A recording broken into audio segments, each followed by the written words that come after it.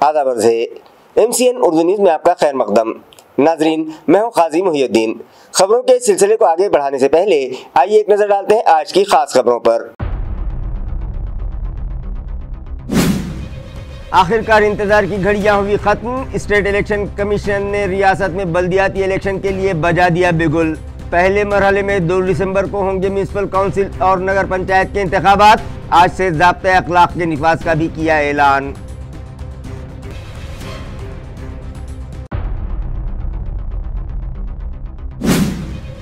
श्री क्षेत्र संत पीठ पैठन में तालीमी सरगर्मियां जारी रखने के लिए डॉक्टर बाबा साहब अम्बेडकर मराठवाड़ा यूनिवर्सिटी को फिर से दी गई आइंदा 5 साल तक जिम्मेदारी। अखराजात के लिए जरूरी फंड्स भी किए गए मंजूर, कहा आला व तकनीकी तालीम के वजीर चंद्रकांत दादा पाटिल ने।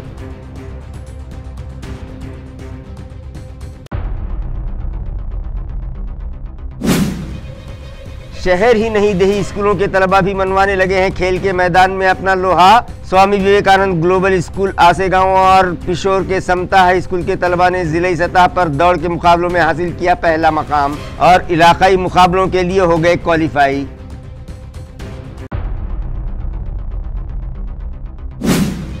और एक बार फिर शहर आ गया खौफ और दहशत की लपेट में। इश्क के रिश्ते में पैदा हुए इख्तिलाफात के सबब एक दोस्त ने ले ली अपने दूसरे दोस्त की जान। जवाहर नगर पुलिस ने मुलजिम को कर लिया गिरफ्तार, केस दर्ज, तहकीकात जारी। खबरें तफसील से। महाराष्ट्र में बल्दियाती इंतखाबात के लिए स्टेट इलेक्शन कमीशन ने बिगुल बजा दिया है। पहले मरहले में 246 म्यूनिसिपल काउंसिल्स और 42 नगर पंचायतों के लिए इलेक्शन प्रोग्राम जाहिर किया गया है, जिसके मुताबिक 10 से 17 नवंबर तक नॉमिनेशन फॉर्म्स दाखिल किए जाएंगे और 2 दिसंबर को राय दही का अमल मुकम्मल किया जाएगा। ये इत्तला आज एक प्रेस कॉन्फ्रेंस में दी गई। नाजरीन, बल्दियाती इंतखाबात के ऐलान के साथ ही आज यानी 4 नवंबर से ज़ाब्ते अखलाक नाफिज हो चुका है। इलेक्शन प्रोग्राम के मुताबिक 10 नवंबर से नॉमिनेशन फॉर्म्स दाखिल करने का अमल शुरू हो जाएगा, जिसकी आखिरी तारीख 17 नवंबर मुकर्रर की गई है। 18 नवंबर को मौसूला उम्मीदवारी फॉर्म्स की जांच यानी स्क्रूटनी की जाएगी। 21 नवंबर तक नॉमिनेशन वापस लेने के लिए वक्त दिया गया है। नॉमिनेशन वापसी प्रोग्राम के बाद अहल उम्मीदवारों में 26 नवंबर को इंतखाबी निशान तकसीम किए जाएंगे। 2 दिसंबर को राय दही का अमल मुकम्मल किया जाएगा, जबकि वोटों की गिनती 3 दिसंबर को की जाएगी। वाज़ेह है कि रियासत भर में इस वक्त 29 म्यूनिसिपल कॉरपोरेशन, 32 जिला परिषद, 42 नगर पंचायत, 336 पंचायत समितियां और 246 म्यूनिसिपल काउंसिल्स की मुद्दत मुकम्मल हो चुकी है और यहाँ इंतखाबात लिए जाने हैं।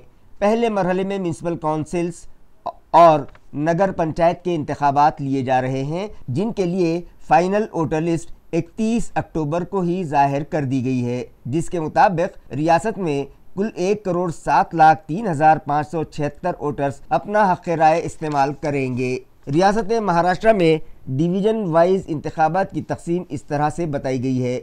कोंकण डिवीज़न में 17, नासिक डिवीज़न में 49, पुणे डिवीज़न में 60, औरंगाबाद डिवीज़न में 52, अमरावती में 45 और नागपुर में 55 बल्दियात शामिल हैं। स्टेट इलेक्शन कमीशन ने इस मरतबा इलेक्शन के अखराजात की हद बढ़ा दी है। ए क्लास म्यूनिसिपल काउंसिल के सदर इलेक्शन के लिए 15 लाख रुपये, सी क्लास म्यूनिसिपल काउंसिल के लिए 7 लाख रुपये की हद मुकर्रर की गई है। वोटर्स की सहूलत के लिए नया ऐप मुतारिफ किया गया है ताकि दोहरे वोट से बचाया जा सके। मुमकिना डुप्लिकेट वोटर्स के नाम के आगे डबल स्टार निशान लगाया गया है और इन वोटर से तहरीरी ऐलान लिया जाएगा कि वो दूसरी जगह वोट नहीं डालेंगे। इस तरह की मालूमात आज स्टेट इलेक्शन कमीशन ने प्रेस कॉन्फ्रेंस में दी। सिल्लोड में सियासत का असर अब मजहबी और समाजी इदारों तक फैलता दिखाई दे रहा है। मंदिर, मठ, मस्जिद, मौलवी, महामंडलेश्वर और दानिश्वर सभी सियासी तकसीम का शिकार होते दिखाई दे रहे हैं। नाजरीन, पहले जो सियासत दारुल हुकूमतों तक महदूद थी, वो अब गांव, कस्बों और घरों के अंदर तक पहुंच चुकी है। सियासी ख्वाहिशात और ज़ाती मफादात की जंग में अब लोग एक दूसरे के मुखालिफ खड़े नजर आते हैं। पार्टी के अंदर ग्रुप बंदी कोई नई बात नहीं है, मगर अब सियासत पैसे से और पैसा सियासत से जुड़ गया है। यही आज की सियासत का उसूल बन चुका है। सिल्लोड़ में तो ये सूरत हाल इस हद तक जा पहुंची है कि मठ, मंदिर, मस्जिद, मठ अधिपति, महामंडलेश्वर, मौलवी और दानिश्वर सभी सियासी तौर पर तकसीम हो चुके हैं। शहर और ताल्लुक़े के कई घरों में सगे भाई, चचा, भतीजे, सास, बहू, हत्ता के दामाद और साले भी दो मुख्तलिफ सियासी सफ़ों में खड़े दिखाई देने लगे हैं। इस इख्तिलाफ ने आम शहरियों, वफादार कारकुनों और अच्छे शहरियान को सियासत से दूर रहने पर मजबूर कर दिया है। महाराष्ट्र विधान परिषद के साबिक अपोजिशन लीडर व शिवसेना उद्धव ग्रुप के सीनियर कायद अंबादास दानवे ने आज एक प्रेस कॉन्फ्रेंस तलब की और पार्टी के सरबराह उद्धव ठाकरे के मराठवाडा दौरे से मुतालिक मालूमात फराहम की। या दौऱ्याची पूर्वतयारी म्हणून या सगळ्या भागात जाऊन आलो। स्थिती भयावह आहे। सरकारने केलेली घोषणा पत्रकार परिषदेत ही पूर्णपणे फेल ठरलेली आहे आणि फेलच आहे। सरकारने हेक्टरी जी रक्कम द्यायची ठरवली होती बागायतीला, जिरायतीला, फळबागांना आणि खडून गेलेल्या जमिनीला, काही ठिकाणी जिरायती जमिनी ज्या आहेत काही ठिकाणी 1000, 2000, 3000, 4000 आणि तुरळक ठिकाणी 8500 रुपये मिळालेले आहेत हे नक्की। परंतु सर्व ठिकाणी बागायती जे शेतकरी आहेत त्यांना अजून 1 रुपया मिळालेला नाही। फळबागवाल्यांना तर अजून 1 कवडी मिळालेली नाही। ज्या जमिनी वाहून गेलेल्या किंवा खडून गेलेल्या म्हणता येईल या जमिनीला सुद्धा कोणताही रुपया मिळालेला नाही। आणि सगळ्यात महत्त्वाचं सोयाबीन आणि कापूस, सोयाबीनची खरेदी केंद्र सुरू झालेली नाही, फक्त खरेदी करण्यासाठी रजिस्ट्रेशन सुरू झालेलं आहे। 1 महिनाभर रजिस्ट्रेशन आणि नंतर खरेदी। परंतु सोयाबीन जो काही हमी भाव आहे त्याच्यापेक्षा बाजारात व्यापारी 1,500 रुपये कमी भावानं शेतकऱ्याला द्यावा लागत आहे। कारण या खरेदी केंद्राचा कोणताही भरोसा शेतकऱ्यांना नाही। मागच्या वर्षी तसंच झालेलं होतं। कापसाच्या संदर्भात ज्या कापसाच्या गाठी आहेत, पुन्हा एकदा पाऊस मागच्या आठवड्यात झाल्यामुळे जो काही कापूस होता उभा तोही पूर्णपणे भिजलेला आहे। असं म्हणतात उत्पादन आणि पुरवठा याच्यावर सगळ्या किमती अवलंबून असतात। खऱ्या अर्थानं उत्पन्न कमी असतानाही भाव कमी आलेले आहेत। कापसाचे भावही 7,000, 7,500 वर जात नाही। खरं तर शेतकऱ्यांची अपेक्षा 12,000 ते 15,000 रुपये कापसाचा भाव यावा। याच्यातही वर्गवारी करून शेतकऱ्याचा कापूस कमी दर्जाचा हे दाखवण्याचं प्रमाण सुद्धा मोठ्या प्रमाणात चालू आहे। म्हणून या स्थितीमध्ये सरकार ज्या पद्धतीनं घोषणा करतं हे सर्वपणे शेतकऱ्यांशी दगाबाजी आहे। बच्चू कडूंशी जी चर्चा केली त्याच्यामध्ये सरकारने 6 महिन्याची मुदत का दिली हा प्रश्न आहे। कोणता अभ्यास करणार हाही प्रश्न आहे। फक्त उद्धवजी ठाकरे साहेबांनी ज्यावेळेस कर्जमाफी दिली होती 2 दिवसात निर्णय घेतला होता। याला अभ्यास हा विषय नवीनच, कारण महाराष्ट्रातील प्रशासनात एवढे सक्षम अधिकारी आहे की 6 महिने नाही 6 मिनिटात अभ्यास होऊ शकतो आणि त्याला फार अभ्यास करण्याची गरज नाही। किती थकबाकी आहे आणि किती द्यायची। नवीन शोध माननीय मुख्यमंत्र्यांनी लावला की याच्यात बँकांचा फायदा होईल। मला सांगा बँकांचा फायदा होईल? कर्ज तर बँकाच देत असतात ना, मग ते फेडावा बँकांनाच लागणार आहे। उद्या हे कर्ज फेड नाही केलं तर बँकांचं कर्ज व्याजाच्या प्रमाणात व्याज आणि कर्ज हे सगळं शेतकऱ्याच्या डोक्यावर बसेल। काही शेतकऱ्यांनी 7/12 वर शेतकऱ्यांच्या नोंद या बँकेच्या कर्जाची असते आणि म्हणून बेसिक जो 7/12 कोरा ही संकल्पना कुठेही पूर्ण होत नाही। तेव्हा मुख्यमंत्र्यांचं वक्तव्य सुद्धा अतर्क आहे एकदम की बँकांचा फायदा होईल। मग कसं काय? तुम्ही मग शेतकऱ्यांना मोठ्या प्रमाणात वार्षिक 1,00,000-2 लाख रुपये मदत जाहीर केली पाहिजे। सरकारने सातत्याने एकदा कर्ज माफ केलं पाहिजे। रियासती वजीर बराए आला व तकनीकी तालीम चंद्रकांत दादा पाटिल के मुताबिक श्री क्षेत्र संत पीठ पैठन में तालीमी सरगर्मियां जारी रखने के लिए आइंदा 5 साल की जिम्मेदारी एक बार फिर डॉक्टर बाबा साहब अम्बेडकर मराठवाड़ा इंस्टीट्यूट के सुपुर्द कर दी गई है। नाजरीन, आज मंत्रालय में वजीर चंद्रकांत दादा पाटिल की सदारत में श्री क्षेत्र संत पीठ पैठन से मुतालिक एक जायजा मीटिंग मुनक़िद की गई। इस मीटिंग में MLA विलास भूमरे, डॉक्टर बाबा साहब अम्बेडकर मराठवाड़ा इंस्टीट्यूट के vice chancellor doctor Vijay Phulari, registrar Prashant Amritkar, Sant Peeth के director Pravin Wakte, director of higher education Shailendra Deolankar और महकमे तामीरात आम्मा के चीफ इंजीनियर अतुल चौहान समेत दीगर अफसरान मौजूद थे। वजीर चंद्रकांत दादा पाटिल ने कहा कि संतपीठ के तालीमी इंतजाम का इख्तियार डॉक्टर बाबा साहब अम्बेडकर मराठवाड़ा यूनिवर्सिटी को मजीद 5 साल के लिए सौंपने का फैसला किया गया है। इसी तरह संतपीठ में जारी मुख्तलिफ कोर्सेज के टीचिंग और नॉन टीचिंग स्टाफ की तनख्वाहों के लिए हर साल 1 करोड़ रुपये के फंड्स की मंजूरी भी दी गई है। उन्होंने मजीद बताया कि भारतीय संत परंपरा और अवामी तहजीब के तहफ़्फ़ुज़ व फ़रोग़ का काम संतपीठ के ज़रिए किया जा रहा है, लिहाजा वहाँ तमाम ज़रूरी सहूलतें फराहम करने के लिए दरकार फ़ंड हुकूमत की जानिब से मुहैया करवाया जाएगा। डॉक्टर संपदा मुंडे को इंसाफ दिलाने के मतालबे पर government medical college and hospital यानी घाटी के रिहायशी डॉक्टर्स गुज़िश्ता 2 दिनों से हड़ताल पर हैं। घाटी दवाखाने के रहायशी डॉक्टर्स का मतालबा है कि डॉक्टर संपदा मुंडे की खुदकुशी के मामले में मुलविस अफराद के खिलाफ फौरी गिरफ्तारी और सख्त कार्रवाई की जाए।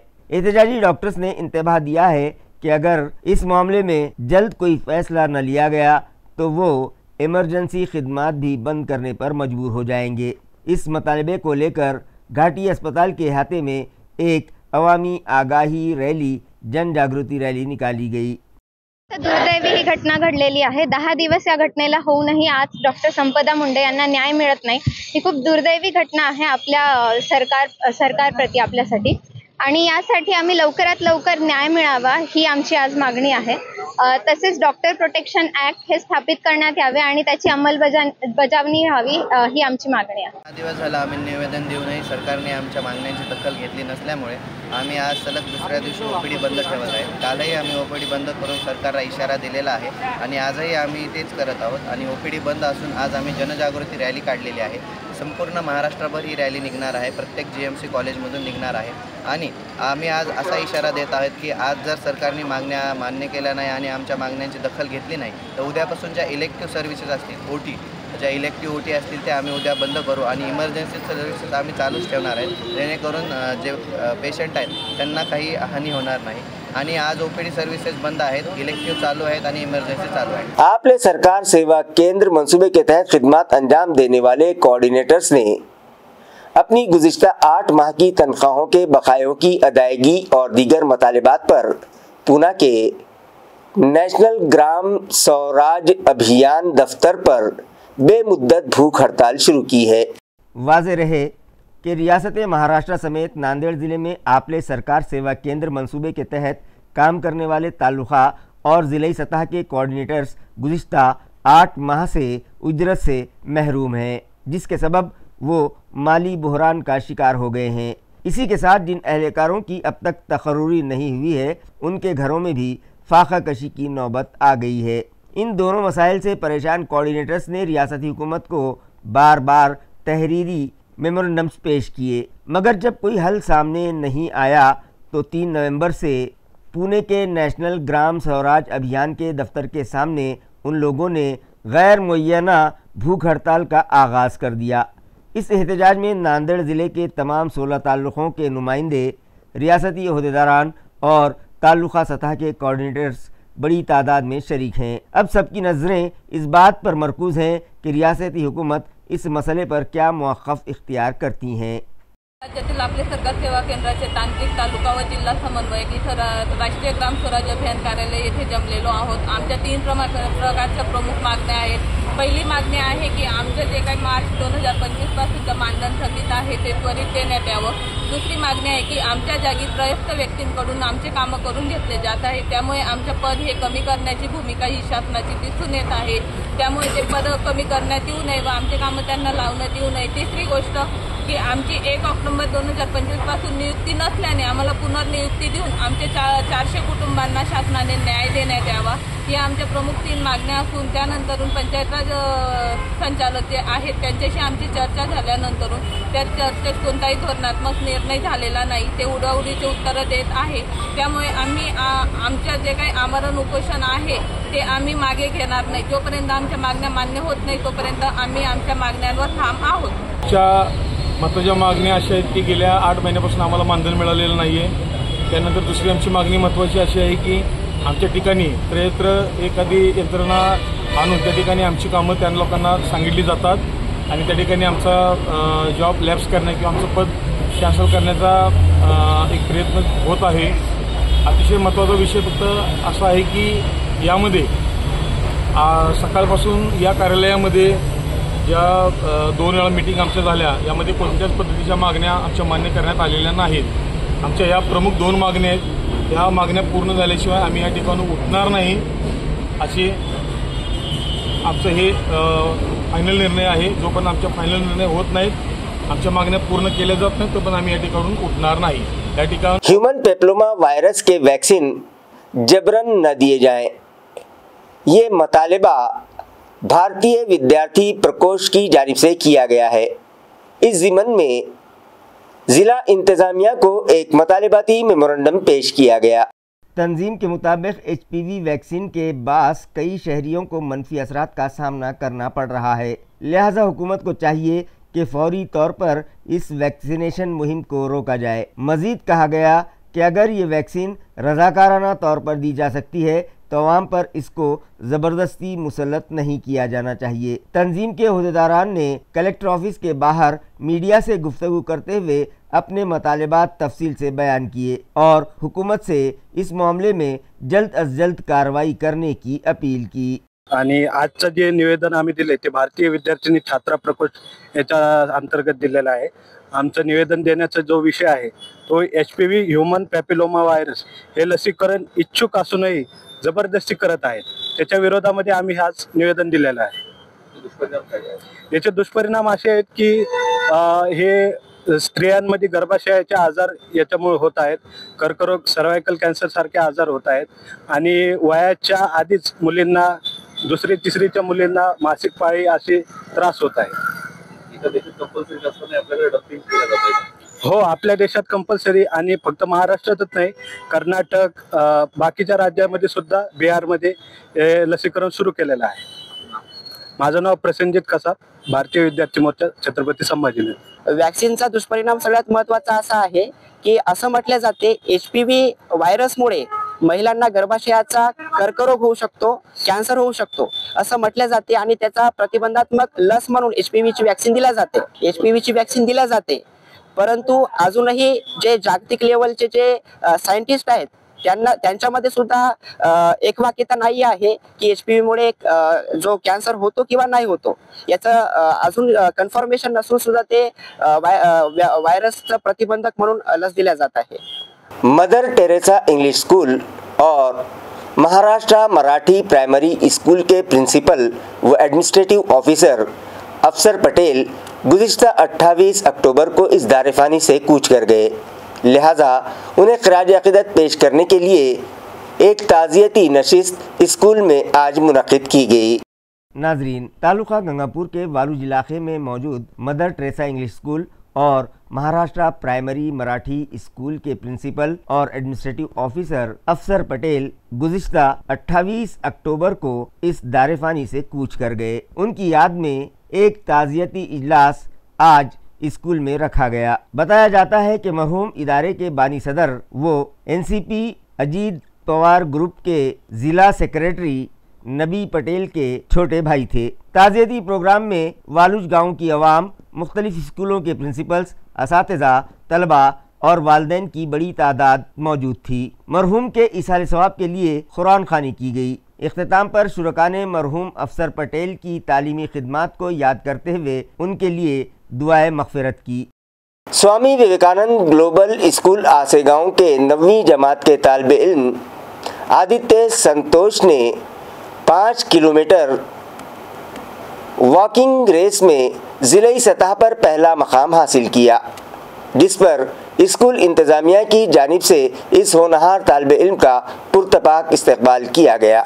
राजे Sambhaji military school Kanchanwadi Paithan road पर हाल ही में ज़िले सतह के मैदानी खेलों के मुकाबले मुनक़िद किए गए, जिसमें Swami Vivekananda global school and junior college Asegaon के 9वीं जमात के तालिब इल्म आदित्य संतोष प्रहाद ने 5 किलोमीटर तेज़ कदम दौड़ में पहला मकाम हासिल किया. आदित्य की शानदार कामयाबी की बदौलत उसे डिवीज़न सतह के मुकाबलों के लिए मुंतखब किया गया है. इस कारनामे के पीछे इसके खेल कोच सागर मुगले की खुसूसी मेहनत शामिल थी। इस कामयाबी पर स्कूल के डायरेक्टर रत्नाकर जी फाल्के, गीता फाल्के, प्रिंसिपल योगेश फाल्के, असातिज़ा योगेश तंतक, नागेश लिंगायत, सत्यजीत पवार, आदित्य घुगे, दुर्गेश कामते, सागर मुगले, परमेश्वर उबाड़े, अनीसा शेख, अर्चना थलपति, निर्मला थोरात, वैशाली बोर्डे, शुभा नागरे, सुनीता बहुरे, सुनीता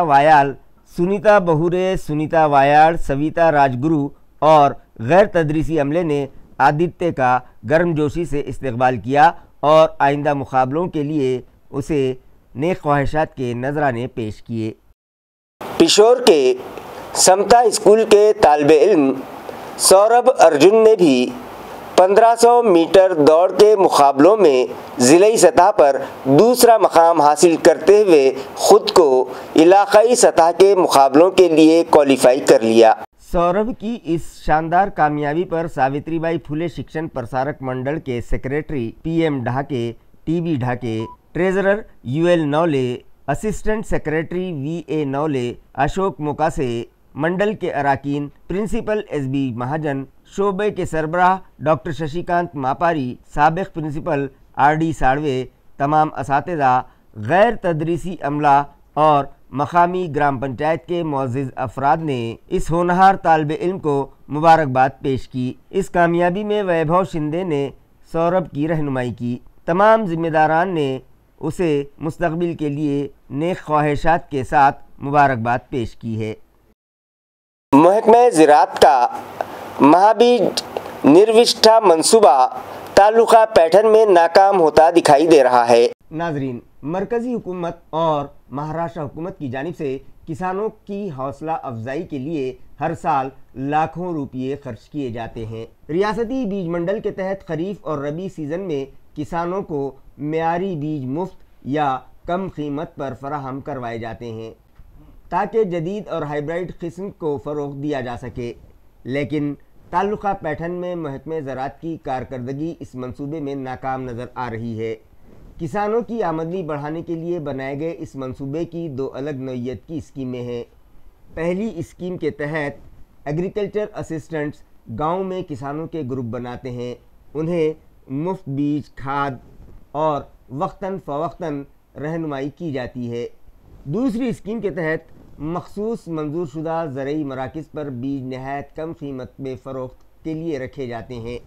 मगर हकीकत ये है कि इस जदीद डिजिटल दौर में भी किसानों तक कोई बाकायदा मालूमात या रहनुमाई ना तो ज़बानी दी जाती है और ना ही सोशल मीडिया के ज़रिए कोई तशहीर की जाती है। इसी वजह से ताल्लुक़े के ज़्यादातर किसान इन दोनों स्कीमों से लाइल्म रह जाते हैं। हाल ही में 3 नवंबर को पैठन के ज़रई दफ्तर में चने और रबी जवार के बीज मौसूल हुए हैं, जबकि अमली तौर पर तालुक़े में रबी जवार की बोआई अक्टूबर के पहले या दूसरे हफ्ते में मुकम्मल हो जाती है। अब 1 महीने की ताख़ीर से आए हुए बीज किसानों को कब, कहां और कैसे मिलेंगे, ये एक बड़ा सवाल है। मज़ीद ये कि पूरे ताल्लुक़े के लिए सिर्फ पैठन शहर के 2 ताजिरों को ही बीज फ़रोख्त करने के लिए फराहम करवाए गए हैं। अब सवाल ये है कि आया ये बीज वाकई ज़रूरतमंद और छोटे किसानों तक साफ़ व शफ़ाफ तरीके से पहुँचेंगे या नहीं। कागज़ी कार्रवाइयों के बावजूद इस स्कीम से कितने किसानों को फ़ायदा होगा, ये ताहाल एक गैर वाज़ेह सवाल है। ज्वारीचं आज 3 नोव्हेंबर का आता महिना झाला जेवढे पेरून तसंच आहे। आता हरभरा येईन, साड्या पेरण्या झाल्या, हरभरा मग वाटप करणार लोकांनी पेरून टाकले।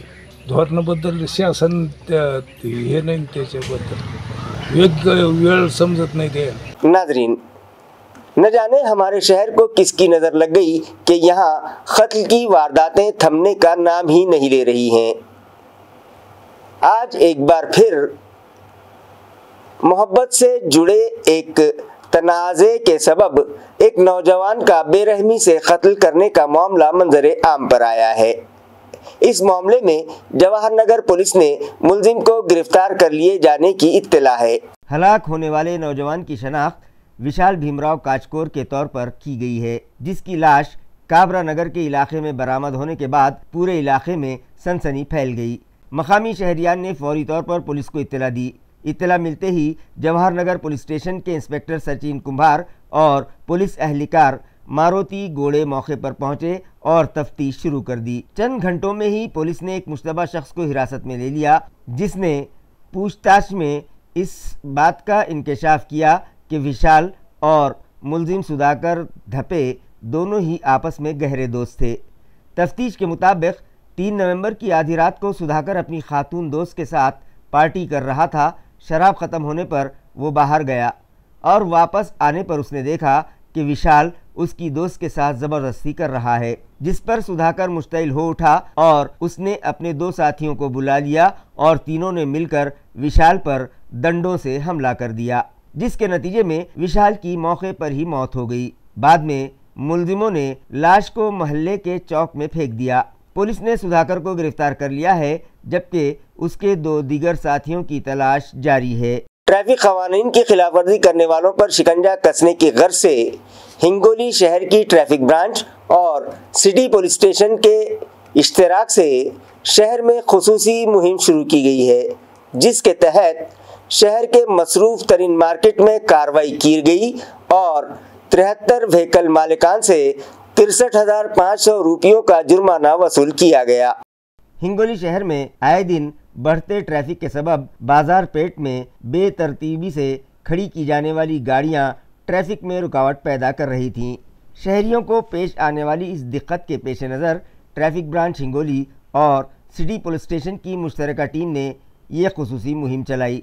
इस कार्रवाई के दौरान 73 गाड़ी मालिकान के खिलाफ एक्शन लिया गया और उनसे 61,500 रुपये का जुर्माना वसूल किया गया। साथ ही इंदिरा गांधी चौक, महात्मा गांधी चौक, खुराना पेट्रोल पंप चौक, जवाहरलाल रोड का आखिरी मेडिकल तक का इलाका मुकम्मल तौर पर खाली कराया गया। पुलिस की जानिब से दुकानदारों को हिदायत दी गई कि वो अपने ग्राहकों को मखसूस पार्किंग एरिया में ही गाड़ियां खड़ी करने का मशवरा दें। ट्रैफिक ब्रांच के इंचार्ज पुलिस इंस्पेक्टर शरद मुरे ने शहरियों से अपील की है कि वो गाड़ियां सिर्फ पार्किंग शेड पर ही खड़ी करें ताकि आवाम को किसी किस्म की परेशानी न होने पाए। उन्होंने वाज़ेह किया कि सड़क पर गलत तरीके से खड़ी की जाने वाली गाड़ियों के खिलाफ सख्त कार्रवाई जारी रहेगी। ये खुसूसी मुहिम पुलिस सुपरिंटेंडेंट श्री कृष्ण कोकाटे की रहनुमाई में अमल में लाई गई। इस कार्रवाई में इंस्पेक्टर शरद मुरे, inspector Sandeep Mude, sub inspector Gandhakwad, head constable Gajanan Rathod, Nandkishore Mahajan, Sambhaji मोरे,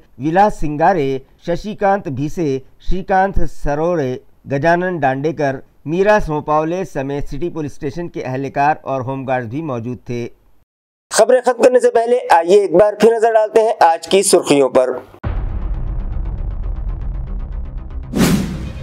आखिरकार इंतजार की घड़ियां हुई खत्म। स्टेट इलेक्शन कमीशन ने रियासत में बल्दियाती इलेक्शन के लिए बजा दिया बिगुल।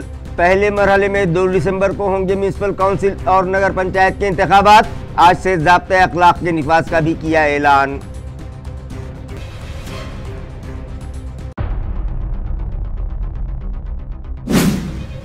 श्री क्षेत्र संत पीठ पैठन में तालीमी सरगर्मियां जारी रखने के लिए डॉक्टर बाबा साहब अम्बेडकर मराठवाड़ा यूनिवर्सिटी को फिर से दी गई आइंदा 5 साल तक जिम्मेदारी। अखराजात के लिए ज़रूरी फंड्स भी किए गए मंजूर, कहा आला व तकनीकी तालीम के वजीर चंद्रकांत दादा पाटिल ने।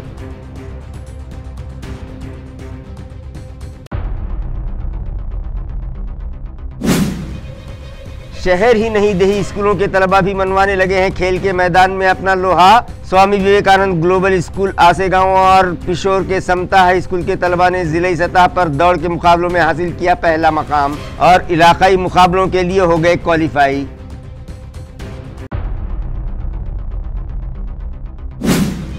और एक बार फिर शहर आ गया खौफ और दहशत की लपेट में। इश्क के रिश्ते में पैदा हुए इख्तिलाफात के सबब एक दोस्त ने ले ली अपने दूसरे दोस्त की जान। जवाहर नगर पुलिस ने मुलजिम को कर लिया गिरफ्तार, केस दर्ज, तहकीकात जारी।